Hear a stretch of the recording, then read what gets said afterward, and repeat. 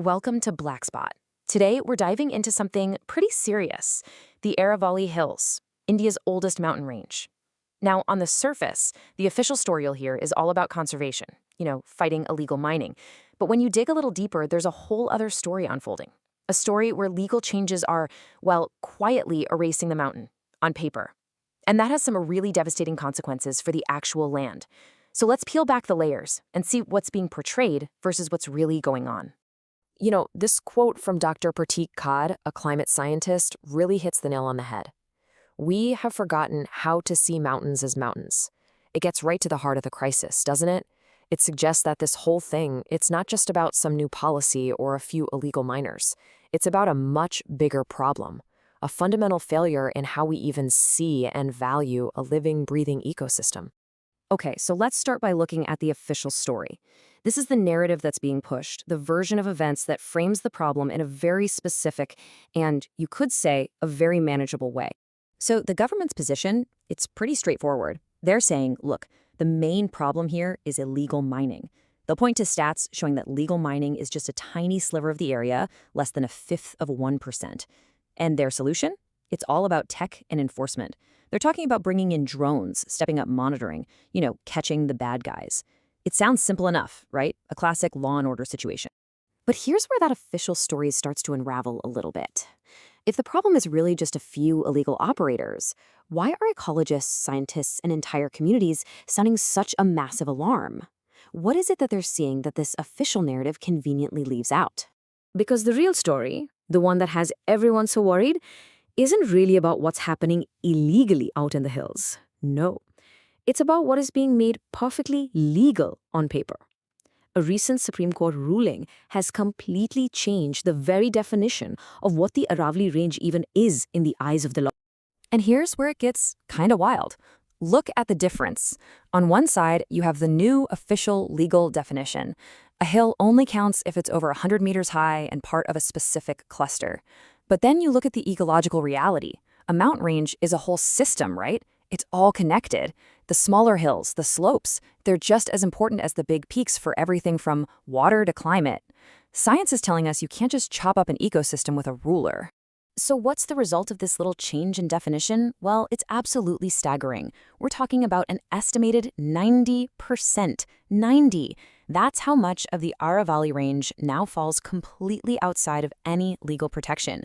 Just like that, with the stroke of a pen, the vast majority of this ancient, vital ecosystem has been made legally invisible. And when something's invisible to the law, it's incredibly vulnerable. So you have to ask, how did we even get here? This didn't just happen overnight. This was a slow, deliberate dismantling of protections that people fought for decades. Let's walk through how this happened, piece by piece, and see how it led to the crisis we're in today. This timeline really tells a story, doesn't it? If you look back to the 90s, you see things moving in the right direction. Citizen movements were pushing for change, and they got it. The Supreme Court even expanded the definition of forest to protect more land. But then, look at the shift.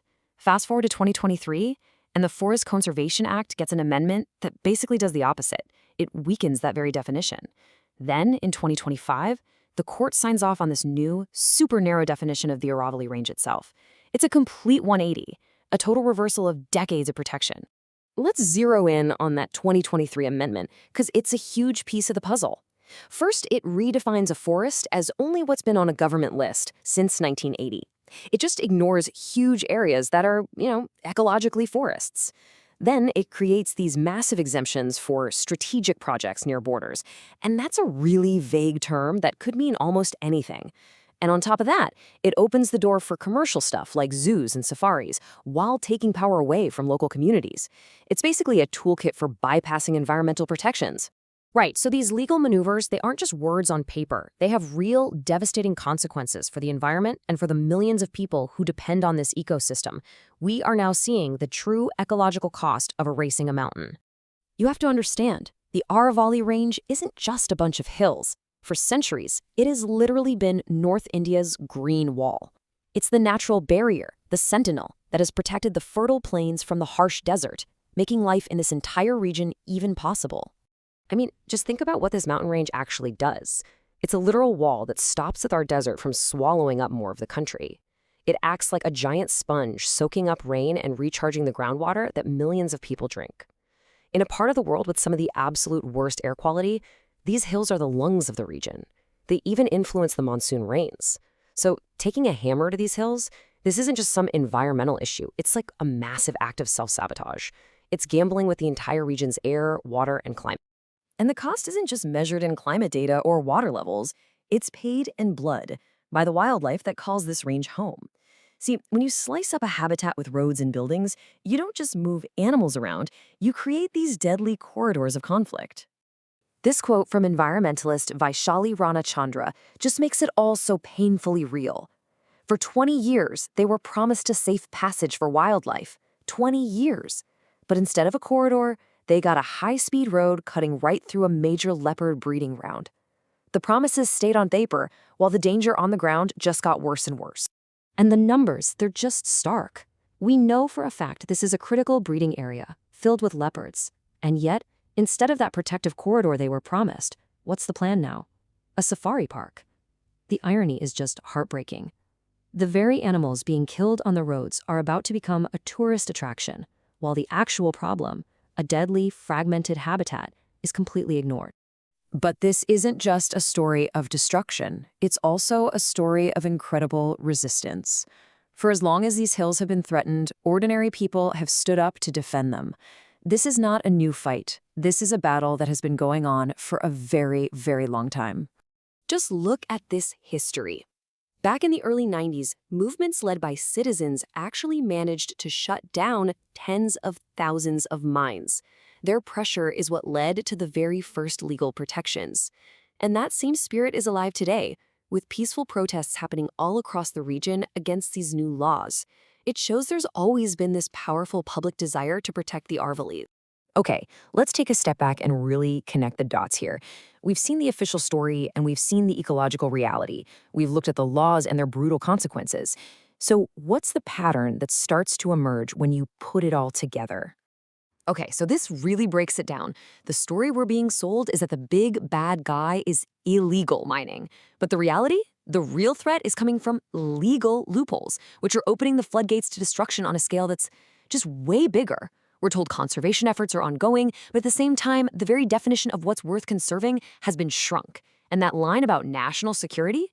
Well, they're using it to justify projects that are actually destroying the ecological security that keeps millions of people safe and the whole region livable.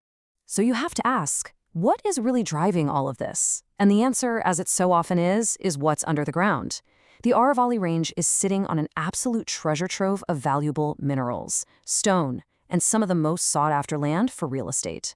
By redefining what's protected, the law isn't just erasing a mountain, it's unlocking billions in commercial value. And let's be crystal clear about something.